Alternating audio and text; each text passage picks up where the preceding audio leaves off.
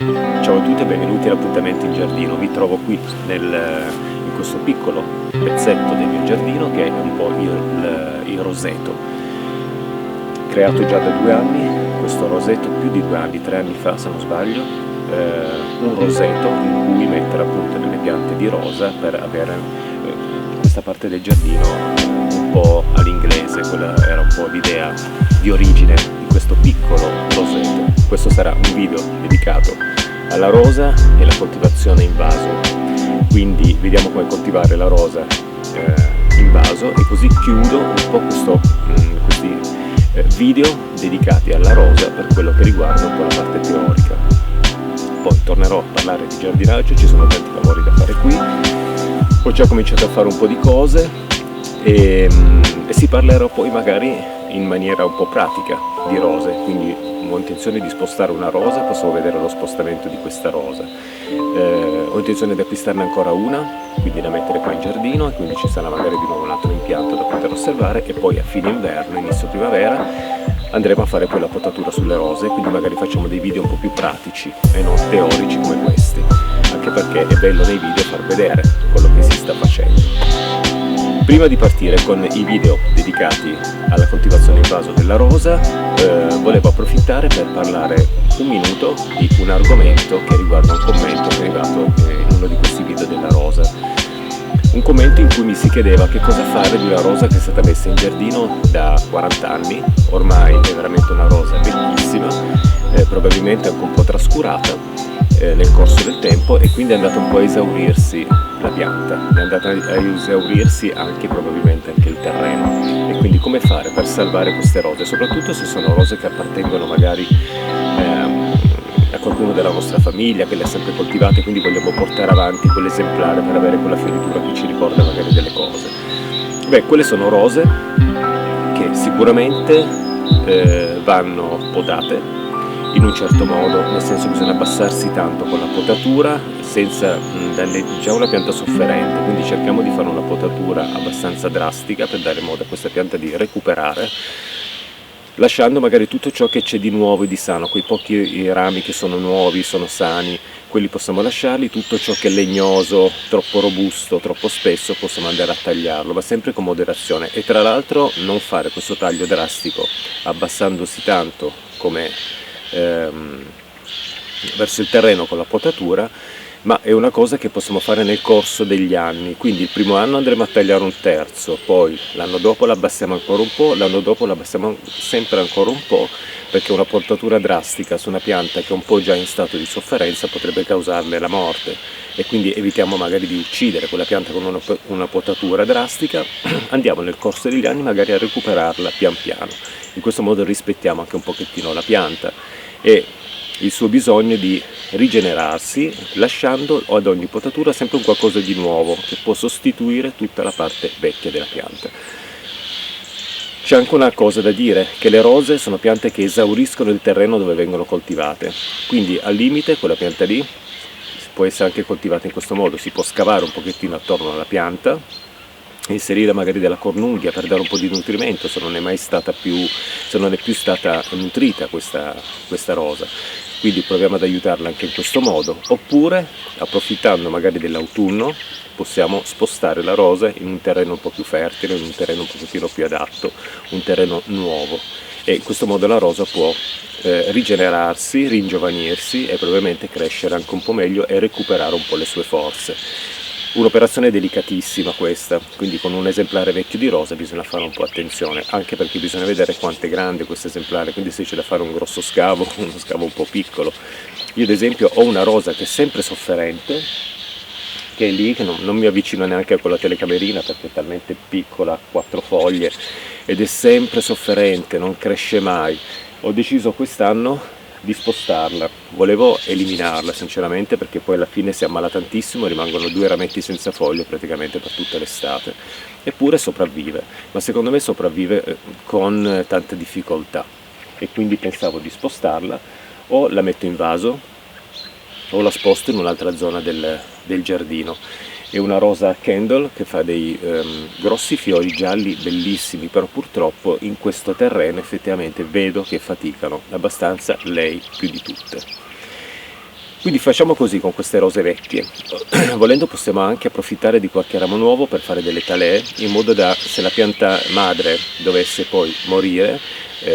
portiamo avanti comunque il colore di quella rosa e quel tipo di rosa e non lo perdiamo, una sorta di immortalità per quello che riguarda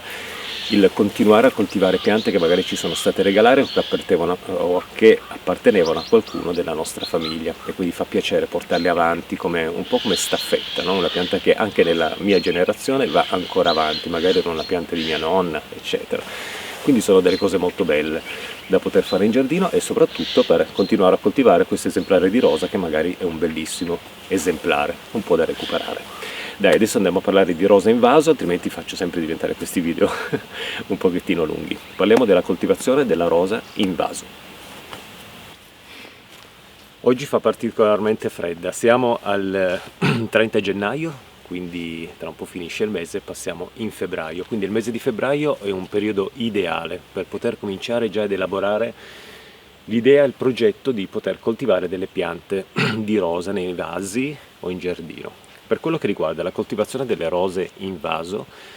diciamo che la coltivazione base è più o meno sempre la stessa per la rosa, quindi per quello che riguarda la luce, un'insolazione abbastanza forte durante il giorno, dalle 4-5 alle 6 ore di luce, comunque almeno come minimo per coltivare bene una rosa. La ventilazione, quindi una zona che non è chiusa tra muri o sotto nelle vicinanze di alberi,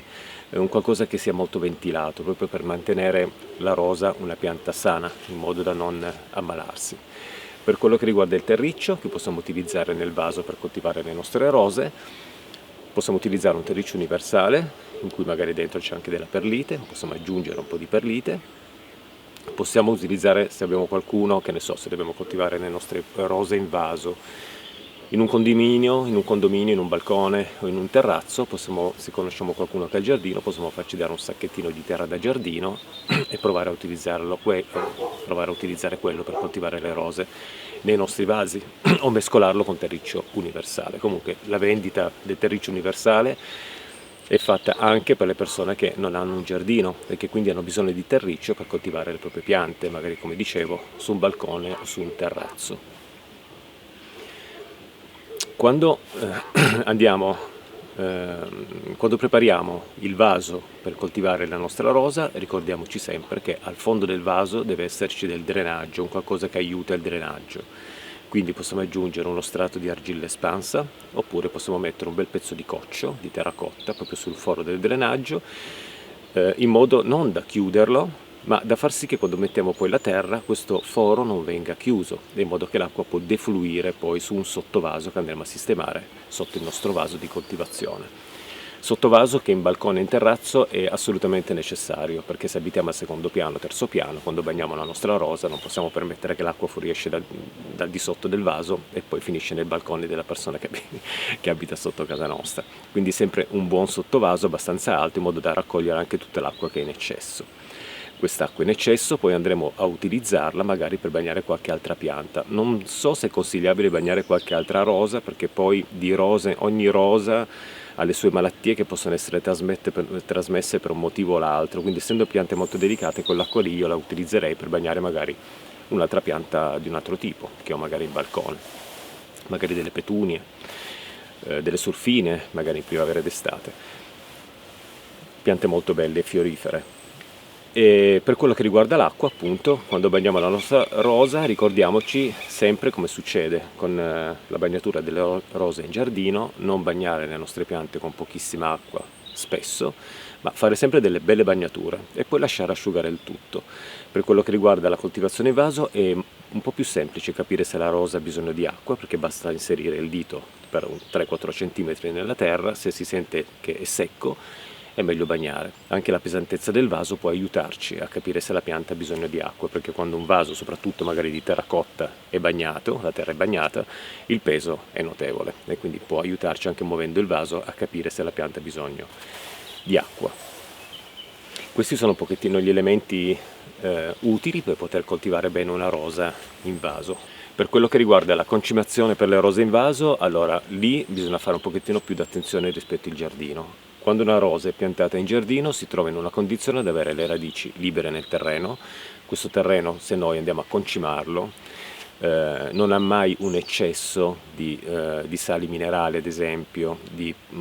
concime nel terreno, perché poi arrivano anche le piogge, dilavano il tutto, eccetera. In vaso tutto cambia, perché abbiamo una rosa coltivata in vaso, in uno spazio ristretto, e tutto ciò che noi andiamo a versare nel contenitore, nel vaso, tende poi ad accumularsi. Quindi le concimazioni, se utilizziamo dei flaconi con un concime specifico per le rose, andranno fatte naturalmente con un po' di diluizione, come dire, diluire un pochettino la dose consigliata dal flacone. Anche per risparmiare, perché comunque tante volte indicano una certa quantità che invece magari può essere anche diluita, proprio per risparmiare un pochettino, perché i costi comunque dei concimi sono anche abbastanza alti, quindi possiamo risparmiare in questo modo e facciamo anche un favore alla pianta di non avere le radici immerse in un composto in cui accumula troppi, come dicevo, sali minerali, troppe sostanze dovute magari ad un concime chimico che può creare un eccesso di concimazione. Questo può dare un problema alla rosa. Quindi diluire il concime e bagnare poi la nostra rosa. In vaso possiamo bagnarla, magari concimarla anche un po' più spesso rispetto al giardino, ma cerchiamo sempre di non esagerare mai con le concimazioni. Se abbiamo usato un buon terriccio, probabilmente c'è già all'interno qualcosa di buono, e poi le concimazioni possiamo farle in un vaso, magari quelle 2 volte l'anno. Possiamo aggiungere una terza concimazione magari dopo la prima fioritura, per aiutare la pianta ad arrivare poi nel periodo caldo, ma nel periodo caldo non la concimiamo più assolutamente. Che altro? Queste sono le regole base comunque della coltivazione in vaso, però mi piace parlare anche un pochettino di altro, ovvero di che tipo di vaso possiamo usare per le rose.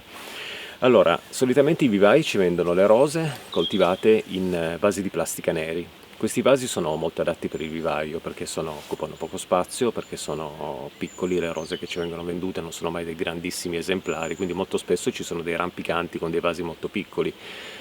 radici molto costrette. Sono piante messe lì appunto per la vendita. La plastica nera del vaso però, una volta portata a casa, attira tanto la luce solare. Le piante di rosa sono piante che vogliono il sole, e quindi cosa succede? Succede che il sole poi surriscalda in maniera incredibile questo vaso, e quindi io consiglio sempre poi il prima possibile un rinvaso per la nostra rosa se coltivata in un vaso di plastica nera, perché è veramente deleterio per le radici. In estate raggiunge delle temperature che sono un inferno, e in più bisogna bagnare continuamente la pianta, perché il vaso asciuga molto più in fretta rispetto a un vaso bianco che respinge un pochettino il calore della luce solare. L'ideale sarebbe coltivare la rosa in un vaso, anche per una questione estetica, coltivare la rosa in un vaso di terracotta, che ne aumenta anche un po' il peso di tutta la nostra pianta, nel senso il tutto ha un peso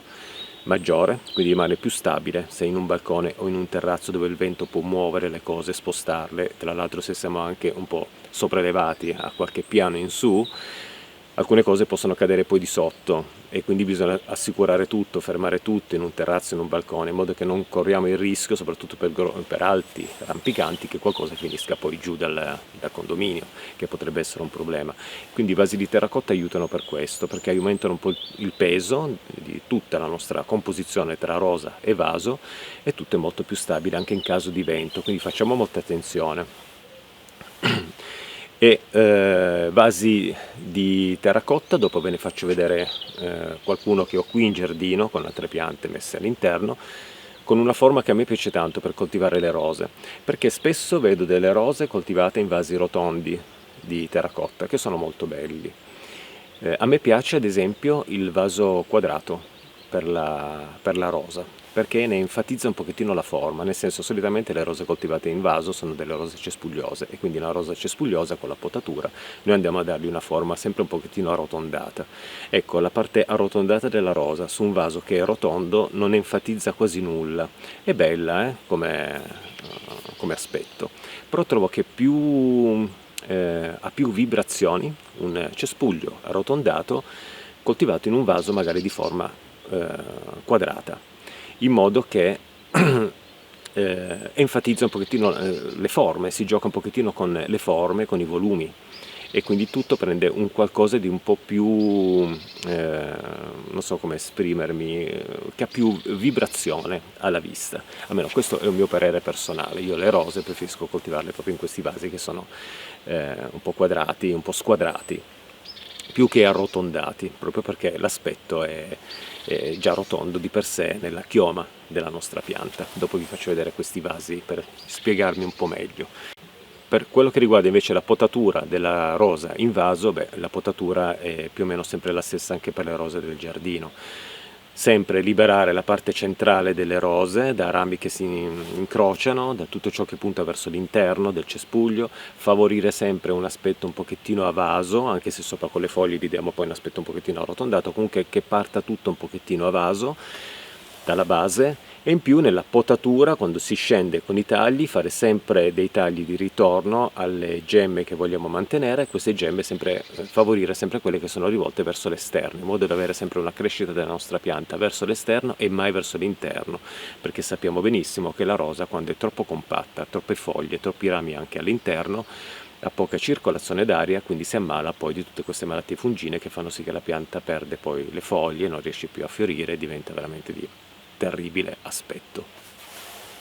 E questo capita sempre nei periodi in cui c'è tanta umidità atmosferica e tanto calore, si sviluppano veramente questi funghi. Ricordiamoci che anche in vaso come in terra, tutte le foglie che poi in autunno cominciano a cadere dalle nostre piante di rosa, e anche durante l'anno quando le vediamo che sono cadute, eliminarle sempre e buttarle via. Chi ha la possibilità magari di, non so, se uno ha una stufetta a legna, di bruciare il tutto,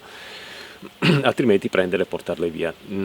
È sempre meglio non lasciare le foglie che cadono dalle rose alla base della rosa stessa, perché lì dei patogeni si depositano nel terreno e poi quando arriva la primavera, la bella stagione, questi patogeni risalgono sulla rosa per colonizzare di nuovo le foglie e ripetere di nuovo il ciclo di malattia.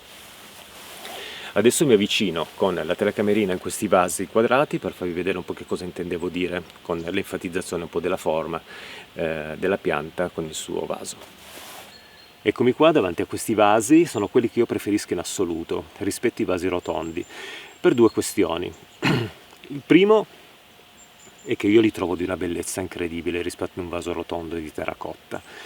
Anche se ci sono dei vasi di terracotta molto belli perché hanno dei festoni, delle decorazioni intorno che sono fantastici. Però preferisco questi perché enfatizzano, come dicevo, molto le forme della pianta coltivata nel vaso, ovvero se sopra c'è un cespuglio rotondo viene enfatizzato da questa forma geometrica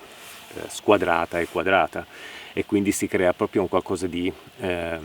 con una forte vibrazione. E poi il secondo motivo è quello dell'occupazione degli spazi. I vasi rotondi occupano tantissimo spazio, lo possiamo vedere sulla superficie in cui mettiamo tutti i nostri vasetti con le semine. Se sono tutti vasetti rotondi accostati uno vicino all'altro, sprechiamo tantissimo spazio. Con i vasi invece di questo tipo tutto lo spazio viene ben occupato e quindi non c'è spreco di spazio se di spazio ne abbiamo poco. Quindi anche in un balcone,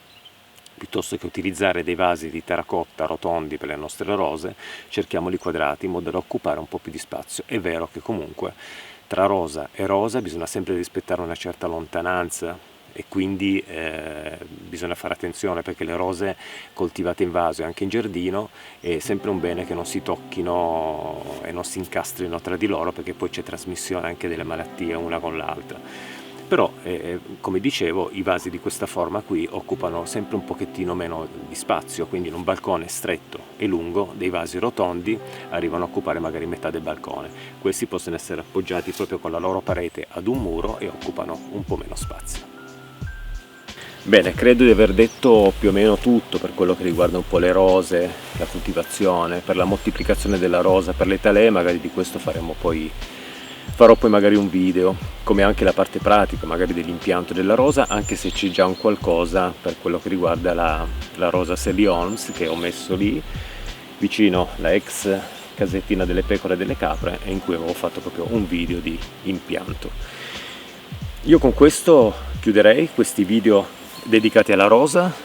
video teorici. Adesso dal prossimo video in poi mi occuperò magari di farvi vedere qualcosa qua in giardino. Come potete vedere è tutto molto silenzioso, è tutto molto addormentato, però siamo già alla fine di gennaio. Febbraio è ancora un mese che sarà freddo, nei prossimi giorni a quanto pare arriverà anche la neve, e questa è la seconda volta che lo sento dire, ma non è ancora arrivata. Poi incrocio le dita che magari un pochettino di neve arrivi, perché è vero che a me non piace tanto la neve, però è utile al terreno per proteggere il terreno da queste gelate continue che ci sono quest'anno, che raffreddano tanto il suolo. E quindi niente, dai, ci vediamo ad un prossimo appuntamento in giardino. Spero che questo video sia stato utile, e come sempre, se avete dei commenti, delle cose da dire riguardo la coltivazione in vaso delle rose, scrivetemi pure, così affrontiamo questa discussione. Adesso vado a farmi un giro qui nel giardino per vedere un po' quali altri lavori sono ancora da fare, e niente, ci vediamo ad un prossimo video. Grazie ancora per essere stati qui con me nel mio giardino. Ciao a tutti e grazie. Ciao ciao.